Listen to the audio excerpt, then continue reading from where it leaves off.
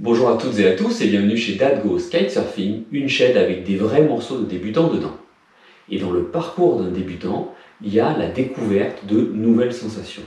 Aujourd'hui, on va parler de la première fois que j'ai fait une transition down loop, avec le kite qui fait un tour entier, de façon mais totalement involontaire.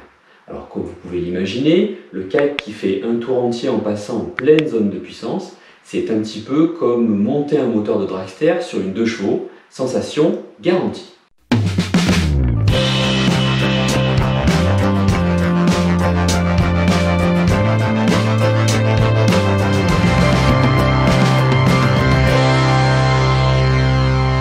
Alors le contexte, je suis sur un plan d'eau flat, je suis toilé comme un goré en 9 mètres carrés alors qu'il y a un 25 nœuds établi, et ce jour-là, j'avais décidé de travailler le toe side et voilà ce qui s'est passé. Bon, on va décortiquer un petit peu la séquence des événements qui m'a amené à faire une transition down loop alors que j'avais prévu de continuer à rider en toe side. Pour préparer ce toe side, j'ai pris un petit peu de vitesse sans remonter trop au vent et j'ai monté mon aile de façon à pouvoir engager la rotation de mes hanches et changer le pied d'appui. Sauf que ça se passe pas comme prévu.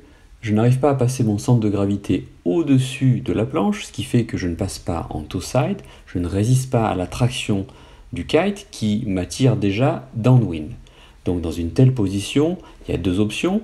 Soit je lâche la barre et je tombe en arrière, et sinon il y a un autre réflexe qui est naturel mais pas forcément efficace, c'est de s'accrocher à la barre avec la main gauche que vous voyez là, ce qui va déclencher la rotation du kite en down loop, avec comme conséquence une traction encore plus puissante de l'aile, et donc là je n'ai plus d'autre choix que de suivre l'aile downwind et d'entamer une transition progressive pour récupérer un cap et une vitesse honnête. Alors je suis le premier étonné de ne pas m'être pris de boîte à ce niveau-là.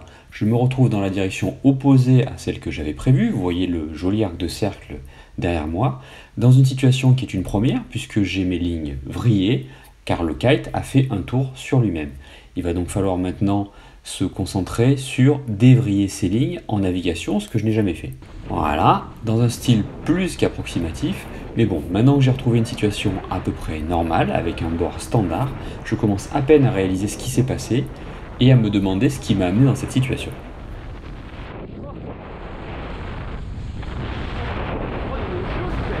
Comme d'habitude, je me parle à moi-même, mais là encore plus, vu la décharge d'adrénaline que je viens de me prendre.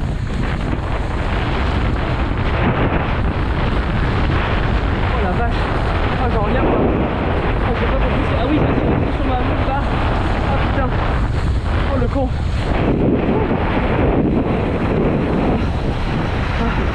Oh on va se poser pour se remettre de ses émotions les enfants! Oh la vache! Oh ce que j'ai fait là! Bon, c'est pas grave, c'est pas fait exprès, mais c'est homologué. Voilà, c'était mon petit retour d'expérience sur une manœuvre involontaire, même si c'était sympathique. J'espère que vous apprendrez de mes erreurs.